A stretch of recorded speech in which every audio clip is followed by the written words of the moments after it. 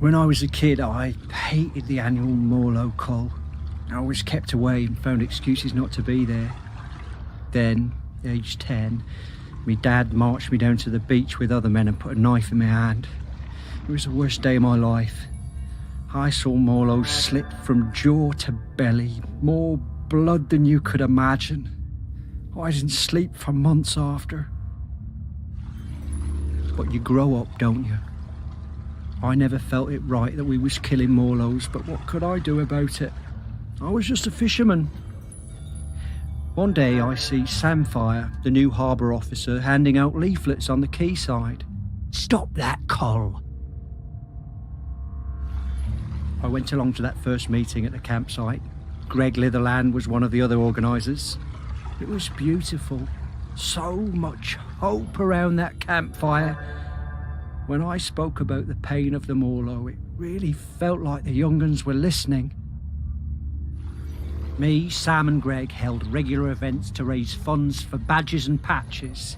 I was proud to wear mine on me best Gansey. There was quite a rift between us and the old guard. They felt the ban was an attack on our ways. Sam and me took a load of the fishermen out for a beer, and Sam made them listen. They really respected Sam. We got most of them on our side that way. By 87, we finally felt like we had enough support to push for change. So the week before the Morlow showed up, we organised a mass dying on the beach. There were loads of us lying down on that sand, islanders, fishermen, fish folk all together. And the press showed up, and the mainland TV, and for the first time in 500 years, we stopped that cull.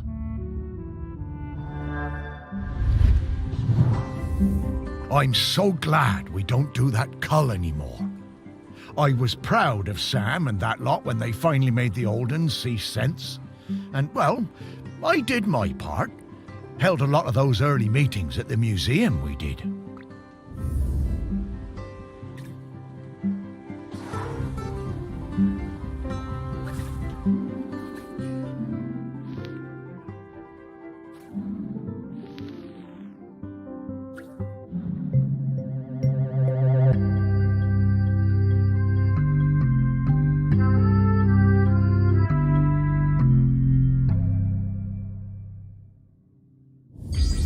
Oh, I love Morlows.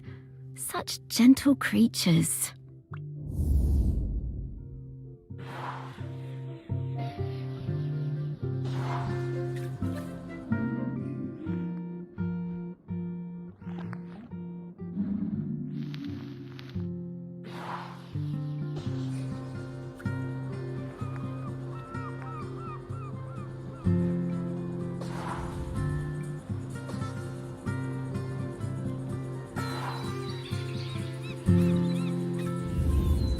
Getting the scent of Grenkins again, Morris.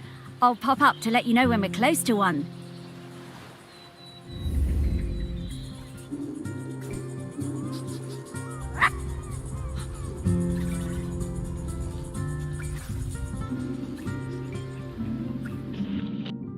Thames, cyclonic 4 to 6, slight or moderate, occasional rain, good, occasional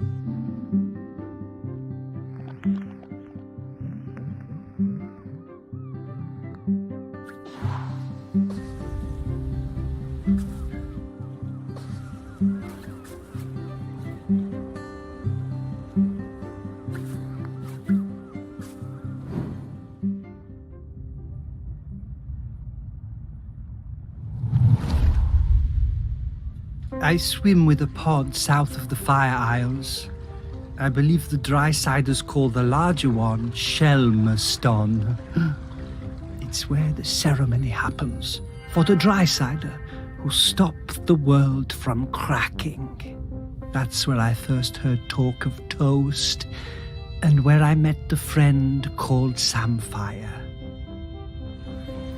I did not believe it at first, a food which snaps so dry. Then one morning at sunup, I followed the ship and caught a blackened slice as it arced into the water. This was the start of my lifelong love of toast.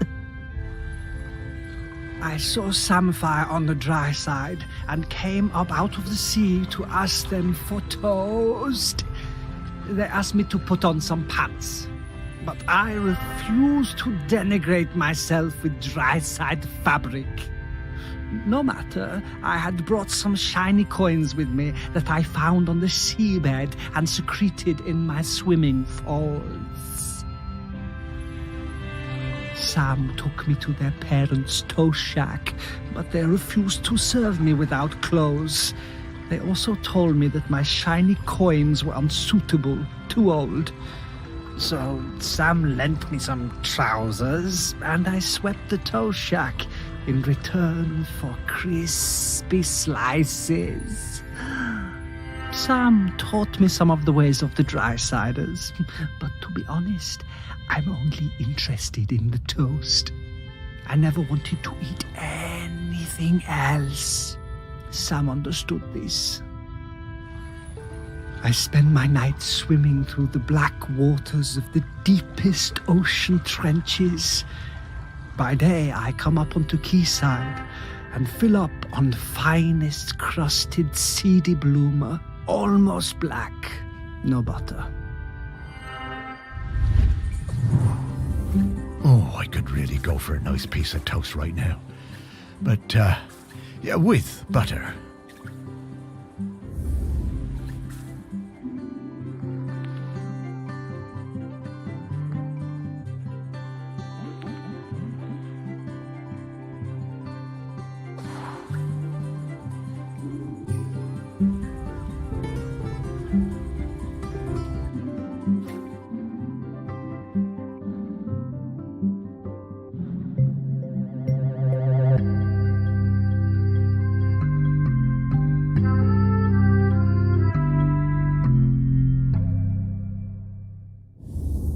It's a shame, but it doesn't seem like there's a whole lot of toast on this side.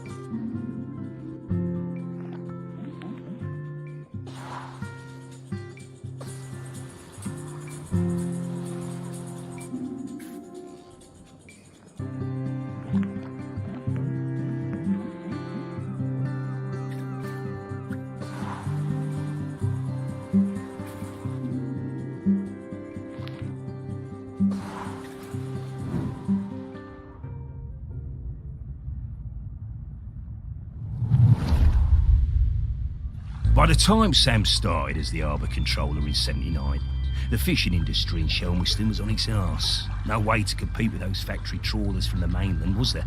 Couldn't moor those things anywhere near the island, even if we had them. Of course we were all smuggling, stands to reason, done it?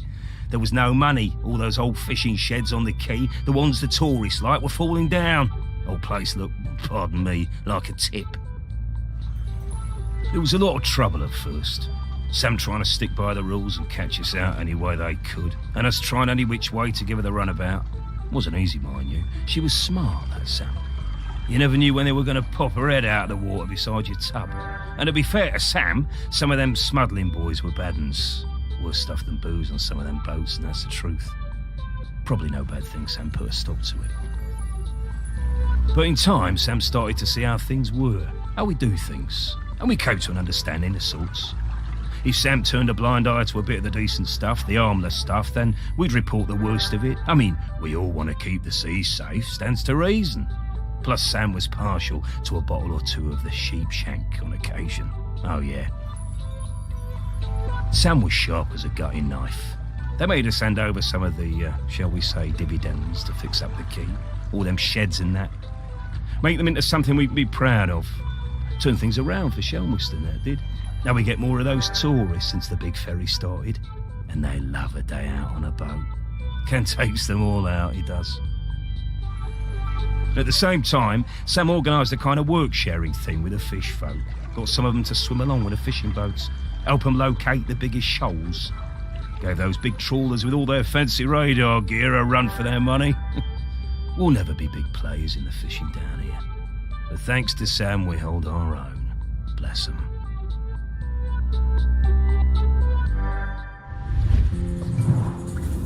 I reckon I still have a bottle or two of sheep shank stashed away at the museum.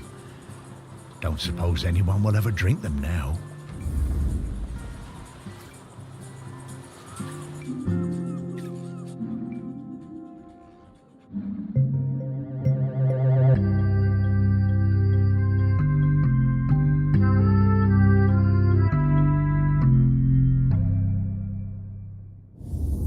Ah, a different kind of spirit to the ones we've been looking for.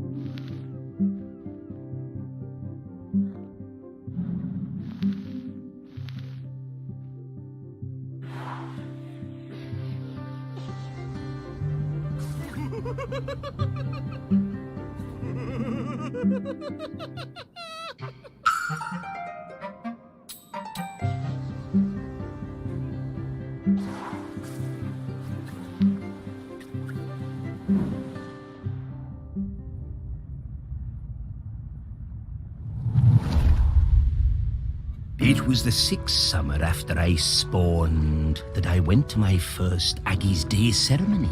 You know, Aggie, the dry cider who saved the world from cracking in two. We don't go on land until we're 6 years old.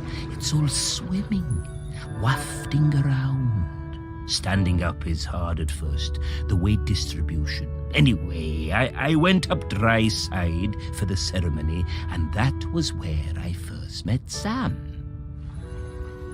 It was so loud and hot out there, all that shell blowing. I was bored, and my body felt dry and heavy. I was too young, really. There were souvenir stalls selling bracelets with little stones of polished lava. I wanted one so bad I would not shut up about it. Sam saw I was fed up.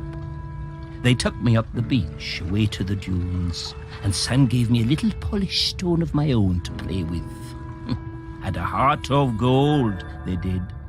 It wasn't until years later that I found out it was a tiny replica of the one Aggie died on. We became good friends. Sam helped a lot. They were always on my side.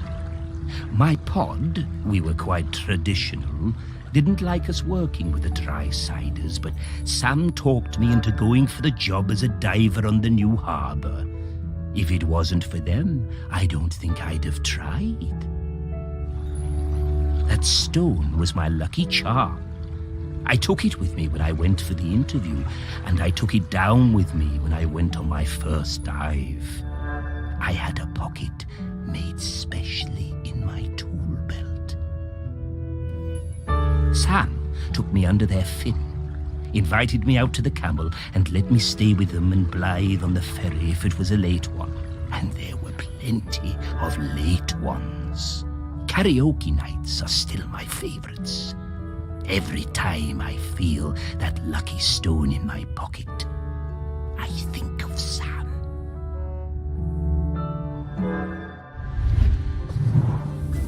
I remember all the fish folk coming up on the beach for Aggie's Day when I was a lad. Seems less of a big deal these days. I guess they still celebrate it, but, well, it's a lot more sedate. Back then, it was a huge event.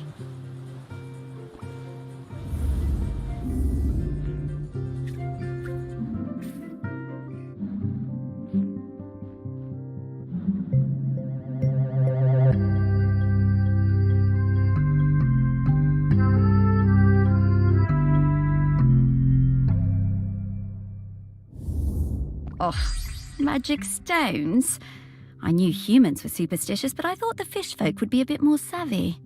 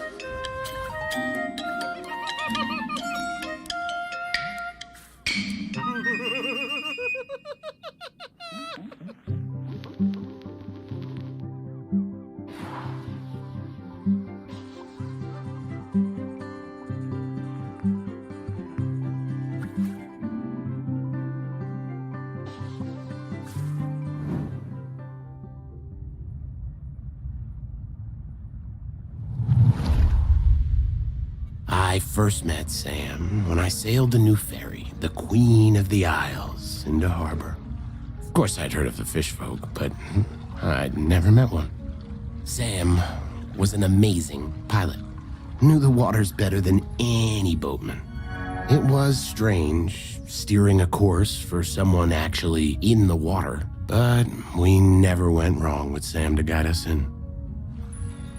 Next time I was in Shelmerston, we went for a drink at the Camel. I'm more into bats than beer, but Sam was intriguing, and the atmosphere in there was great. Like a warm nest. Great band, too. Awesome sousaphone player. I think we got on because we were both a little bit on the outside of things. Sam invited me over for toast and hot chocolate.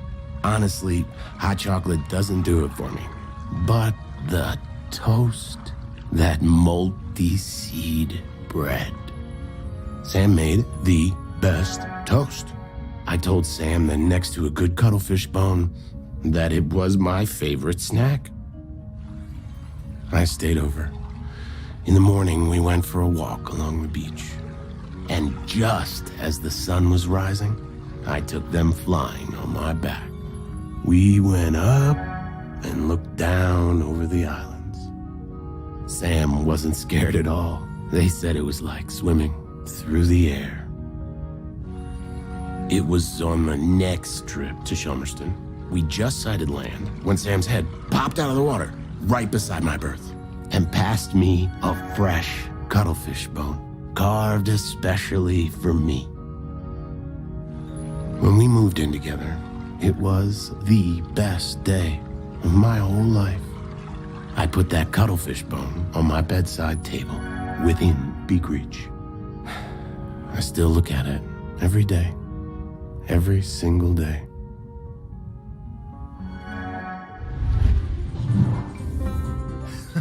I just remembered that time Blythe and I did a duet at the karaoke. Oh, I can't believe I agreed to it. Must have had a few too many. I never knew how Sam and Blythe met.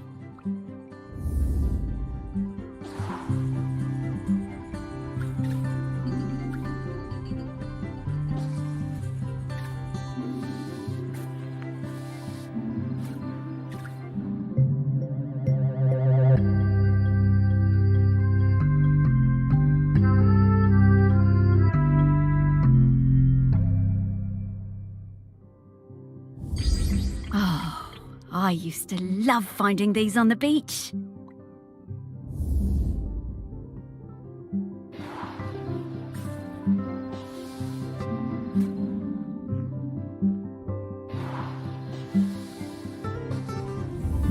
Oof, Sam. This is an easy scent profile. I'm coming, Sam.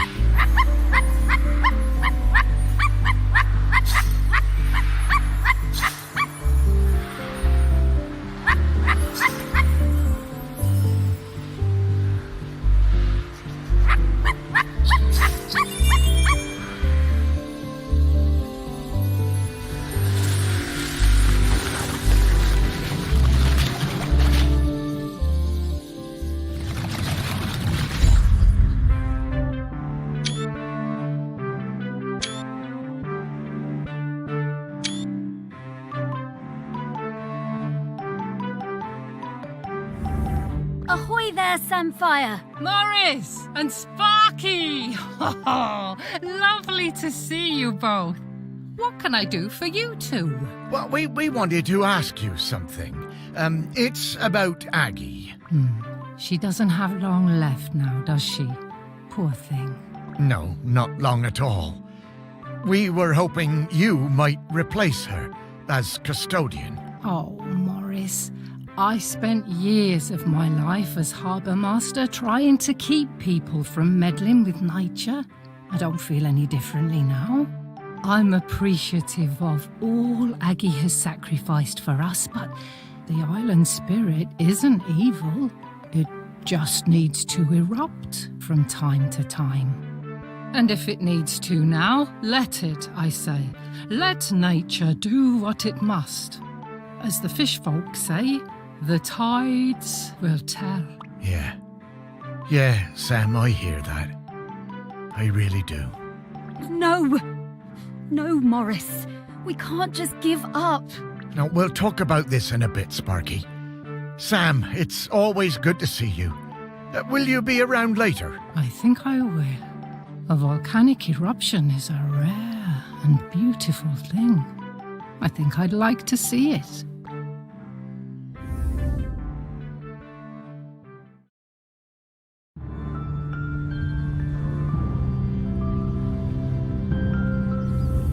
Okay, we just need to talk to Aggie. She'll know what to do. No, Sparky.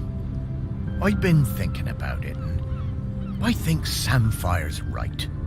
I think it's maybe time to let the town go. No, Morris. It's not. No, it's all right, Sparky girl. It's over. This isn't my town anymore. The only ones around here who remember me are ghosts. That's not true. No, it is. But that's all right. Truly it is. Everything for a season and all that. And I miss the people I knew. The people who've moved on. I want to see them again. I think I will take Pete No-Chop on his offer and head into the west with him. Shelmerston doesn't need Morris Lupton any longer. Morris Lupton, you will not give up. You have been granted a precious responsibility and you will honor it. Sparky? I'm sorry about that. Remember when I told you I was mostly Sparky? I am, but mostly. Then what else are you? I am the rock that you stand on. The wood you people built this town from. The magma bubbling beneath your feet. I am Shelmerston. And right now I want to erupt. But I have also made connections to the things that live here. Connections I want to keep alive. I need you, Morris. Right. Well, And I'm still your Sparky. And I need you, Morris. We all do. Oh, Sparky.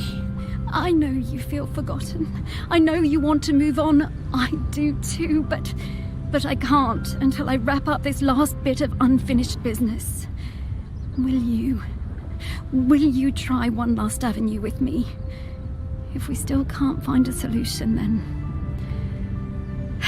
then I'll be done. It'll all be done, and we can go into the West together. Please. All right, Sparky. One last try. But who else is there to talk to? Aggie. Aggie? But where is she? Oh, she's everywhere, isn't she? She is, but I can sniff her out. I just need some mementos. But where would we find mementos from back then? Oh, of course. Back to your museum, Morris.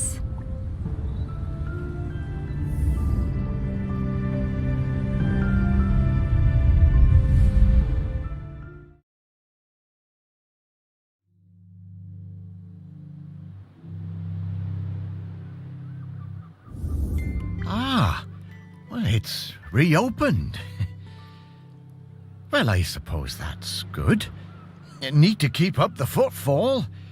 Everything has to move on. Well, yes, but, it is still your museum, Morris. It wouldn't be here without you. It was never my museum, Sparky. It was Shelmerston's. It's changing, but, I think it should. So, what happens now? How do we find 4,000-year-old memories? Come with me, Morris.